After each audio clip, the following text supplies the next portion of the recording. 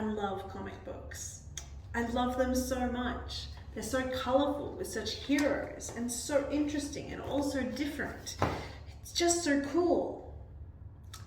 But you know what would be even cooler? If we could make our own comic book. Do you want to join me to make a comic book? If you'd like to make a comic book with me, you'll only need a few things. You'll need some paper to work on. And you can get this template with all these different shapes on it on our website. So if you want to get that and get that printed out, you can do that now. But if you want, you can just draw your own shapes. They don't have to be exactly like mine, because your comic book is yours. You'll also need a marker, some crayons, textures, anything that you want to use to make it really bright and colourful. I'm going to be using this marker for my lines and crayons for my colouring, but you can use whatever you have. You'll also need a stapler so you can turn all your loose pages into a book at the end. And then something else that I've got prepped, because I like to draw, but I'm not really great at it. I've got a whole lot of printed pictures from different comics. So I can cut them out and stick them onto my page, so I can put some printed pictures as well as the ones that I'm going to draw to make it pop a little more. I think that will look really cool. I've actually pre-printed 3 of my favorite heroes. That's She-Hulk and Squirrel Girl and Wonder Woman. So I'm going to see if I can find a home for them in my comic book. So have you got everything you need? If not, pause this video and go and gather them and then come back. Are you ready now? Let's get started. Okay, so if you see the template that we've got, all of the shapes on the page are all quite different. They're different sizes, different angles.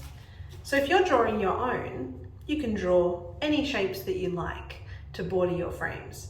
You can also decide what's going in the frame before you decide what shape it is. I've pre-made mine, but that's not necessary. Let me show you what some different comic pages can look like. This is a pretty classic looking one, Spider-Man. It's got very regular shapes, just all rectangles, and all quite clearly set out. This is a very traditional looking comic page. Here's a bit more of a modern one. Who knows this hero? Hulk. This one has larger images and some angles. It's a little bit less traditional, but it's still pretty traditional. Of course, you can have any shapes you like, but they still have to have a story. You can have a picture, a comic strip like this, but it doesn't really mean much, does it? Who could tell me the story of this comic strip? It's a bit tricky to tell, isn't it? So when you have your frames, you can make them whatever you like. As I said, you can also have some printed pictures that you can cut out and stick into your squares. I've got some of my favorite heroes so that I could stick them into a space like this. There we go. She looks good there, doesn't she? And then I could use my markers and my crayons to fill in the other spots and create my story. Squirrel Girl fits very nicely up here. There we go. And this is actually a frame from a comic that Squirrel Girl is in. So I can continue the story below her there. And Wonder Woman, where might she fit?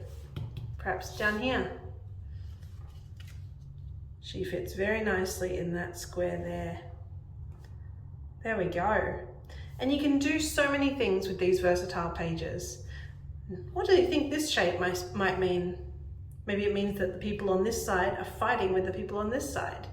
Or it could be one person on the phone over here and then the other person on the other end of the phone over here. There's really interesting ways that you could make these two frames interact with each other. really big frames, even a triangle frame. And you could put smaller images in here and maybe put text in the surrounding ones, or a bigger image. There's so many options with a comic book. It can really be anything that you like. So while you're looking at your pages for your comic book, remember, use bright colors, do anything you like, and make it wow. I hope you have a great time making your amazing comic book. Don't forget, make sure that there's a really great story that ties all your pictures together. Otherwise, you'll end up with something a little crazy like this. It's very colorful though, which is also really good. And don't forget, when you're at the end, give your comic book a name at the top of the front page and staple those pages together with your stapler to turn it into a comic book that you can keep and you can share with your family and your friends. Thank you so much for joining me for this quick little craft, and have a really fun time making your comic book. Bye-bye.